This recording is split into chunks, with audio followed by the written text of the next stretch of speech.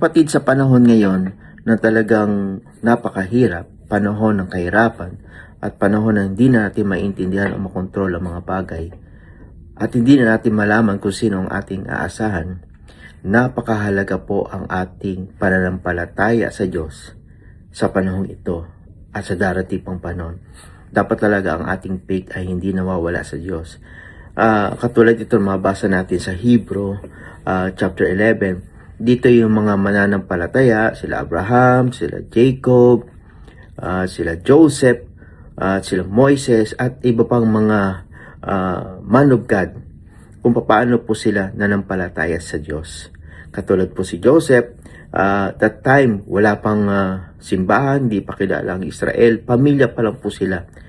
Pero nung siya ay nanampalataya sa Panginoon, grabe ang paggamit sa kanya ni Lord. Bakit? Siya po ang nakabasa ng panaginip ng Paraon. Kaya po yung nabasa niya yon na magkakaroon ng 7 years na tagutom. Talagang tinuruan siya ng Diyos kung paano i-prepare yung 7 years sa tagutom. Kaya ang buong Egypt, dahil kay Joseph, dahil sa kanyang panampalataya sa Diyos, naligtas ang buong Ehipto. At marami pang bansa sa paligid ng Egypt ang naligtas. Pati na rin ang kanyang buong pamilya. Kaya po marami, man of God, ang nakita natin grabe yung miracle na ginawa ng Diyos dahil sa kanilang pananampalataya. So ganoon din sa ating mga kapatid. Huwag mawawala ang ating pananampalataya sa Diyos. Huwag tayong tumingin sa kahirapan, huwag tayong tumingin kung ano pa ang dapat natin gawin dahil nag-worry tayo, hindi na natin alam ang ating gagawin o kakainin ng ating pamilya. Mga kapatid, may pangako ang Diyos.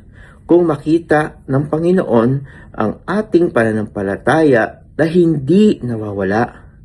Ang pananampalataya po kasi, diyan po nalulugod ang Diyos kung ikaw ay nag-grow sa pananampalataya. At diyan nakikita ng Panginoon kung paano siya kikilos sa ating buhay. Kaya po, anumang sitwasyon na nakikita natin sa ating kapaligiran, sa buong mundo, kaguluhan, pero pag ikaw, tayo, ay merong pananampalataya sa Diyos, tiyak na hindi tayo pabayaan ng Panginoon. Kaya nga sinasabi niya sa John 3:16, ang sino man sumampalataya sa kanyang bugtong na anak ay maliligtas. Ito po ang batayan ng Panginoon kung paano niya tayo isi-save, kung paano niya tayo ingatan, dahil yan sa ating pananampalataya sa Panginoon na dapat hindi ito mawala sa atin. Kaya mga kapatid, don't worry.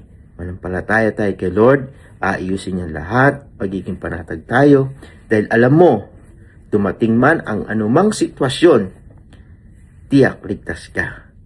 Maraming salamat po mga kapatid. Sana po i-share po niyo itong mensaheng ito at tayong patuloy na manampalataya sa ating Diyos na buhay.